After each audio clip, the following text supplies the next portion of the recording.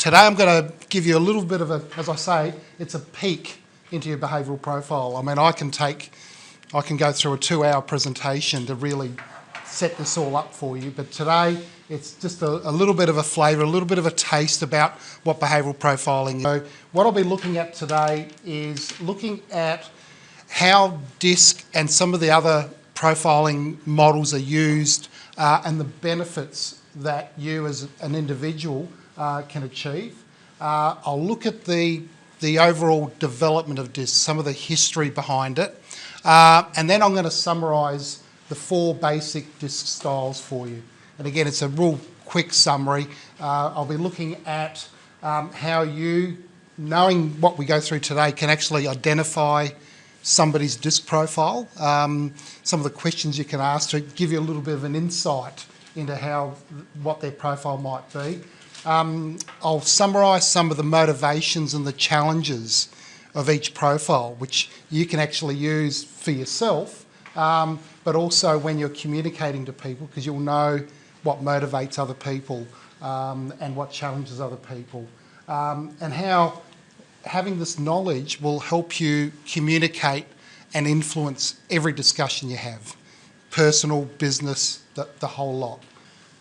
So if we go through the benefits firstly, the main benefit really is that you can appreciate the differences in behaviour among all the people that you meet.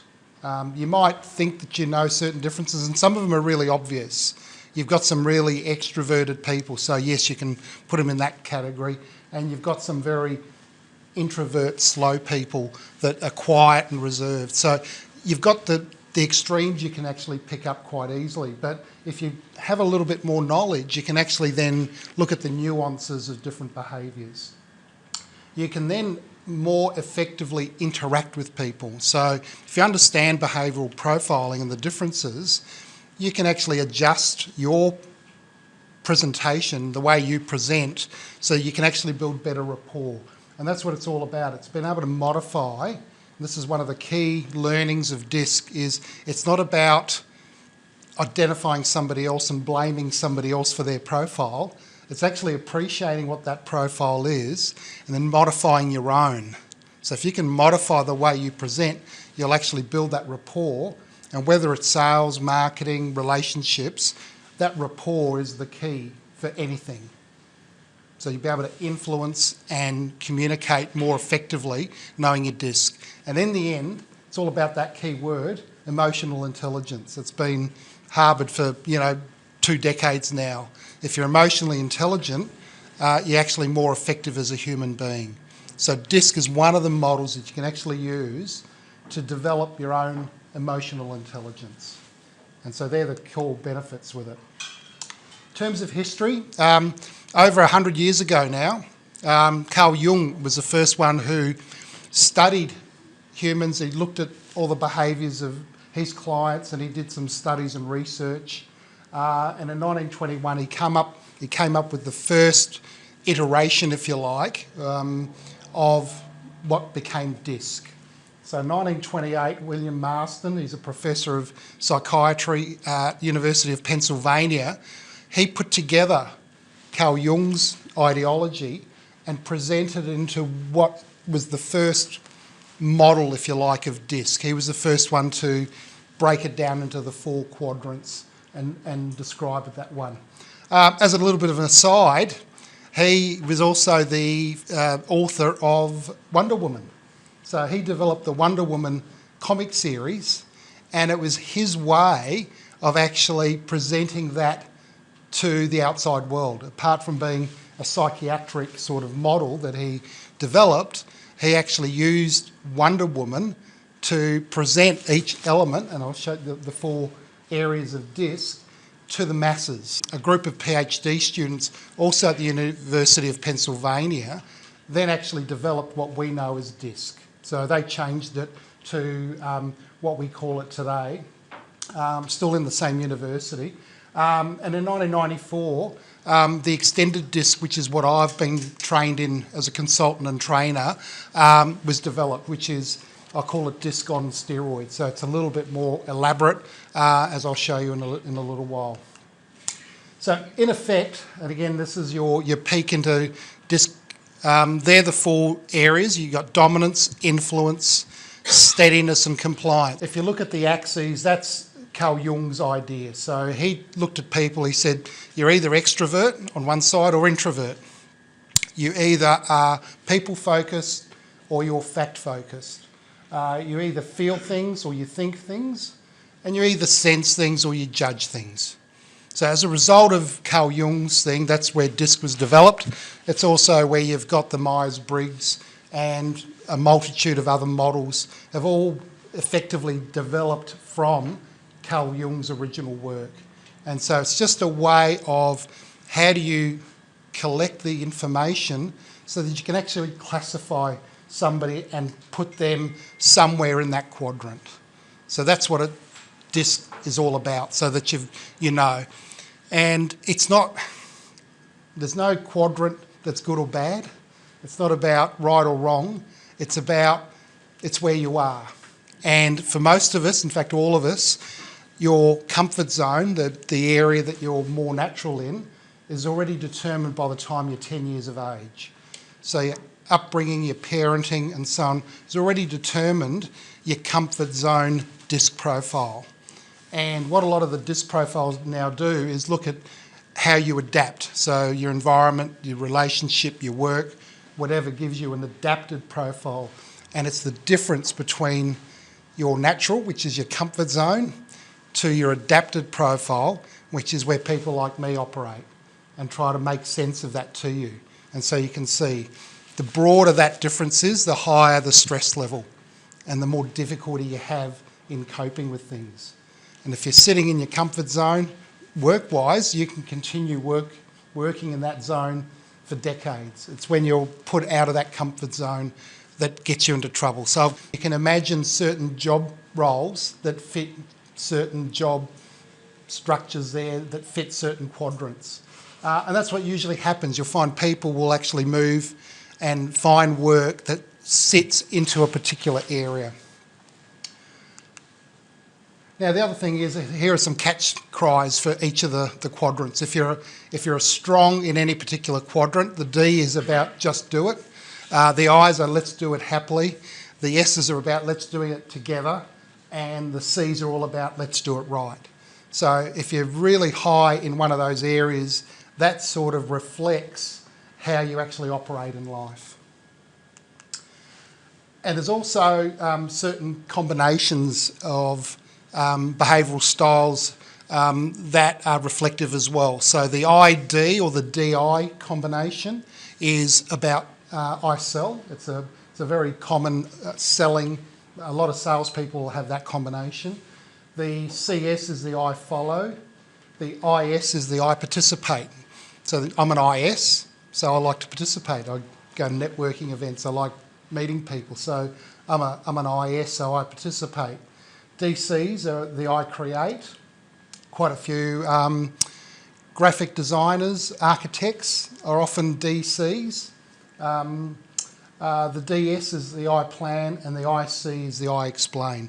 So look, this is sort of really summarising it and simplifying it. But in general, you sort of get the drift that there's certain combinations that reflect certain behaviours. So how to recognise it, I'm going to break it down into three particular areas. The first one is really observation. So sometimes, you know, some people are really obvious what their profile might be, but often you just have to go and have a look at and consider what they're actually doing and what their behaviours are. So, you know, what's the person talking about? What are the questions they're asking? What are the types of discussions that they're having? Is it all about I? Is it about we? Is it how many questions? What's their body language like? What's their tonality like? So those observations initially will give you clues about their DISC profile. And then you need to assess it, similar to what Carl Jung did. You know, are they more introverted or extroverted in style? All right, so do they talk about the present or do they talk about the future? What is it, you know, what's their energy level like? Is it quite reserved or is it more energetic? And then you have a look at what they're looking at in terms of, are they more task focused or are they more people focused? So they're the four major quadrants that you'd look at. You know, do they talk about people or do they talk about things and tasks? So that gives you a pretty broad idea of where they might fit. And often we're not. And then it's about recognition. So once you've done the assessment, where would they fit into that quadrant? And so here are some of the D type things that you'll look for. You know, are they decisive? Are they assertive? Are they always about goals and being focused on results and achievement? Likewise, the I, as you remember, it's extroverted and people focused. So are they showing things? Are they more animated? Do they talk about people? Do they get around people? It's all about socialising and being with people. That'll give you a fair reflection that they're in that I category. Steadiness. So these are the easygoing ones. These are the ones that like things at a good pace. They don't want change. They resist change, generally S's. They like things as they are. So keep them going. You know, is their decision making based on data and influence? You know, they're slow to make decisions. They just want to make sure that everything's good. And often anything new is uncomfortable to them. So they'll be trying to avoid, you know, having things that are new and different. So they like the slow and steady pace. And then the C, again, they tend to be, again, introverted, fact-focused. So they like things, they like data, they like information. They're quite reserved. They want facts and figures. They're the ones that look through your terms and conditions, you know, unlike most people that just sign the bottom. You know, they want to make sure that everything's been covered. And they're very critical and they're very specific about things. So important to note that very rarely is somebody a pure quadrant person. Very rarely is it a pure D. There's combinations, and those of you who did the free disc assessment would have found you've got percentages of each in there. And that's life in general. You've got some variability in there among your profile, but you've got a dominant area that comes in there. Now, when you're in a social, sorry, you probably can't see this very well, but when you're in a social setting, you can actually ask a couple of questions that will help you identify what profile they might be. So a simple question like, what are you doing for your holidays, or what are you doing over summer, can actually give you a lot of the information that you need. Firstly, if they start talking about tasks, I'm going to be doing a certain activity, they tend to be down that D and C style. If they start talking about people, they tend to be the I or the S style. So if it's about people, it's about IS, so it's the bottom part. If it's about things that they're going to be doing, it's usually DC. And then you can actually then break that down and see if it's more about a personal goal or whether it's about something technical. So if they're going to be redesigning their garden, you know, that tends to be a C type character because they're looking at the specifics of something. If they're going to go and run a peer to what is it, the lawn pub to peer, that tends to be a D. That tends to be the goal focused activity. And alternatively, if it's people related, then you've got the alternative. So again, if it's more social, it tends to be the I. If it's more family, it tends to be the S. So you can get, just a little social question at a Christmas party can actually give you quite an insight into what people's behavioural style is. Now, as I mentioned, we actually did, some of you did your profiles. On the left-hand side there, we've got the current members and what your profiles have come. So, Jennifer, yours was a strong D with a little bit of S, so that's why it's a small s. So your secondary was an S. The other one's Mary, for example, is a DI. You had strong D and I, so I've put them up quite high. Dominic, you're a DC, Estelle and Jeff, both of you are IDSs, so very similar behavioural profiles. But you can imagine you've got two different types of people here, but their profile is very similar. Mine, as I mentioned, is an IS. Patrick, you're a strong S with a little bit of I and C in there. And Chris Arnold, you're a CS, so very detail focused. It's all about team and so on. On the right-hand side, I've actually done full extended disc profiles of quite a few of our previous members. So I've actually went back and actually pulled all those styles out. But it gives you an idea that there are differences, and if you understand what people's prime sort of drive is, you can actually modify your behaviour to suit. So in this table here, again, I've summarised it. This is a real peek into it. The ones I'd like you to have a look at is the motivation, which is the second line. So you can see Ds, and if you know your style, Ds are focused on goals. Is are all about recognition, being recognised. S's is about security. C's are about rules and systems and detail. And then if you have a look at the bottom one, which is the avoids, so these are the things that challenges that particular style. So for a D, it's about failure.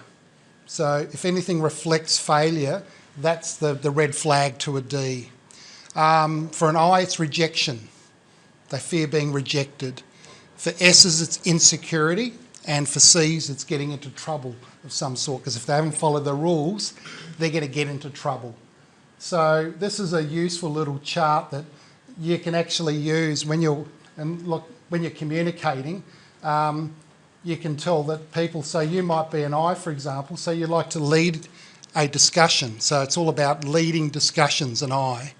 But if you're talking to a C, which is all about documenting, you need to, as an I, slow down a little bit and allow that C to document instead of getting ahead of them.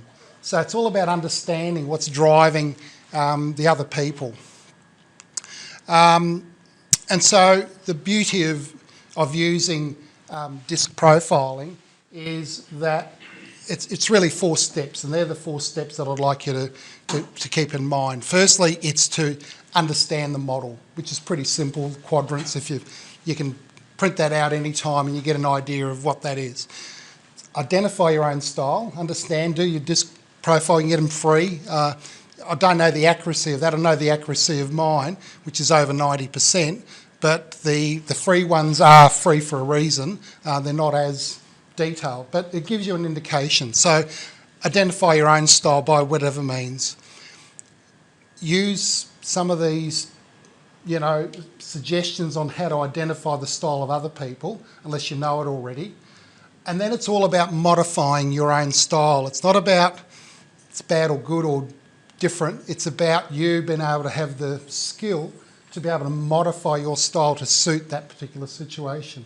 So in the end, you go from a preferred behaviour, which is your own behaviour, to a behaviour that suits the situation so that you can actually influence it. You go from something that's natural to something you've actually learnt. So when you're talking to somebody that's a D, if you're a C or S, you have to energise. You have to actually build up your tonality and your speed to match the Ds and the Is. Otherwise, they're not going to listen to you.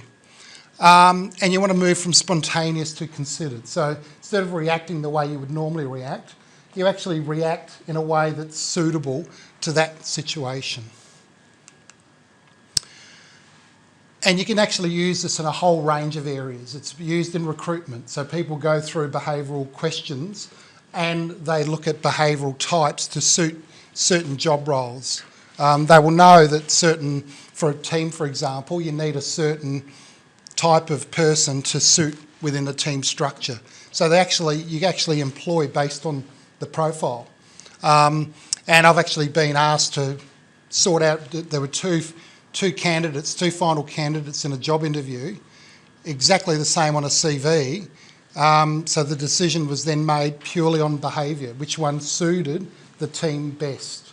And so we did disc profiles and chose one over the other, which was the best result in the end. It's useful in sales and marketing, obviously, to use Sales, it's obvious because it's a one-on-one connection that you're trying to influence, but also marketing. If you've got a target audience and you're trying to get to them, you want to make sure that the words that you're using actually talks to their behavioural style. So if it is about people, then you want to go and make sure there are people-related keywords and phrases in there. It's about facts and figures and computers and technology. You want to make sure that that's in there. So the marketing approach is important. Obviously, leadership and team development. A good leader has to have emotional intelligence and be able to modify behaviour to suit the situation. And in team, you need a balanced team. They've got certain roles for certain people in the team. And they're not going to all be the same, but you need the go-getters, you need the ones that do the detail, you need the ones that keep the team together. So you need to balance that. So being aware of behavioural profiles helps with your team development. And of course, relationships in general.